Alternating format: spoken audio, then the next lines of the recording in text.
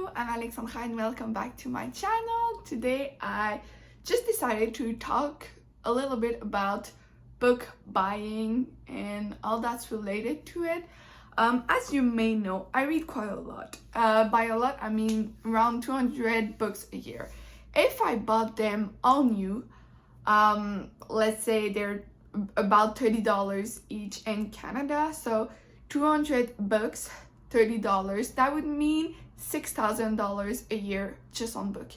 And not that I am poor, but I'm also not rich, and $6,000, there's no way I could spend that much on books.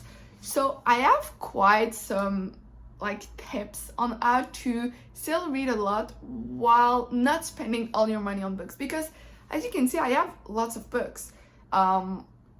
I don't know, I think the last time I counted them, I was at like $700, 700 books, but these are just the ones you're seeing. I have 2 other bookshelf and I have a book cart too, so a lot of books, but most of them are used. I haven't bought a lot of book new. If I do, it's like romance in paperback and they're around like $10 to $15, or if I buy a new book like hardcover, it's because I really want it and it's maybe one a month maximum. So some of the tips I would say that save money.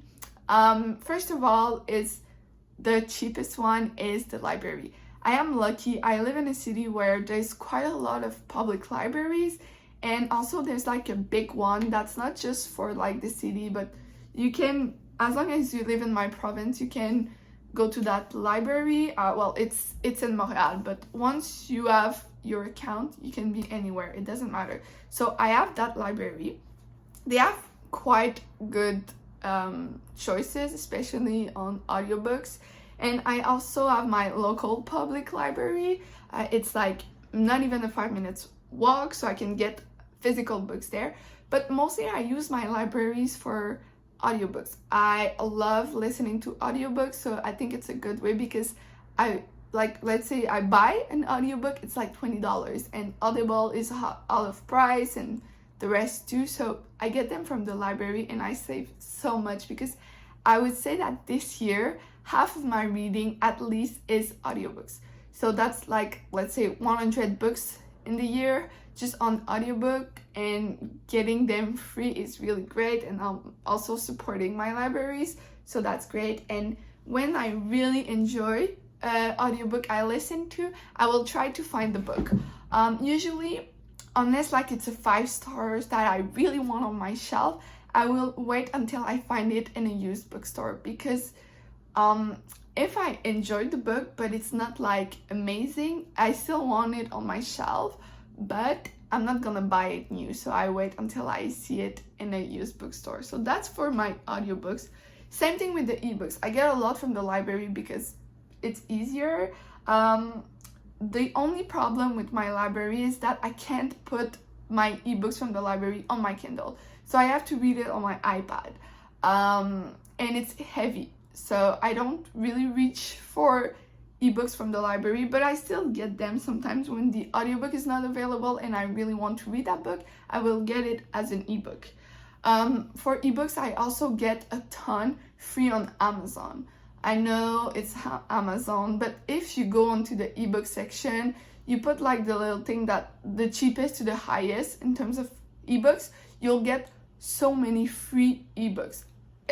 Mostly it's not like super popular books, but most of the time I find new writers that I really like, so I get a lot from there. I'm not reaching a lot from my Kindle right now, so that's another thing, but I have the Kindle, so I can get many, and also most of the time they are cheaper on Kindle than they are as physical books, of course, so you can save money there.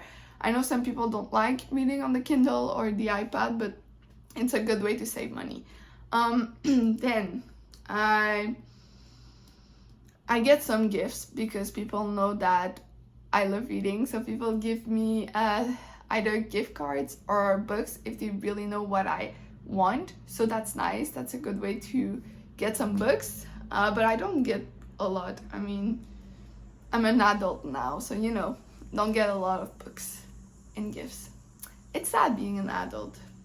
Anyway, but most of the books I buy are from used bookstore because, like, especially if the book is really popular, I don't know how people do it, but some people just read the book and get rid of the book.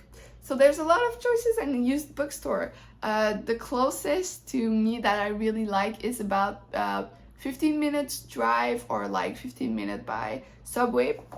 So it's really close by, and the paperback are $3.25 and the bigger one are $4.25. So that's cheap. I sometimes find hardback for $4 that sell at like $40. So I would say 90% of my physical books that I get in a year are from a used bookstore because it's just cheapest, and I don't mind, like, because when you buy, let's say, a used paperback, it's gonna have the little thing here, but I don't mind because even when I read it, there's gonna be the little thing, so it's fine. I mean, I bought this for like $4 and it sells at $10, so that's less than 50% of the book. Also, recently I went to the US and found myself in a store called Half Price Books, and you're getting all the books for half the price. I would say it's a good idea, but just to make sure, because the paperbacks are sometimes really used and you don't want to pay half of the price. I don't know if you follow me, but sometimes I think they're a little bit too much.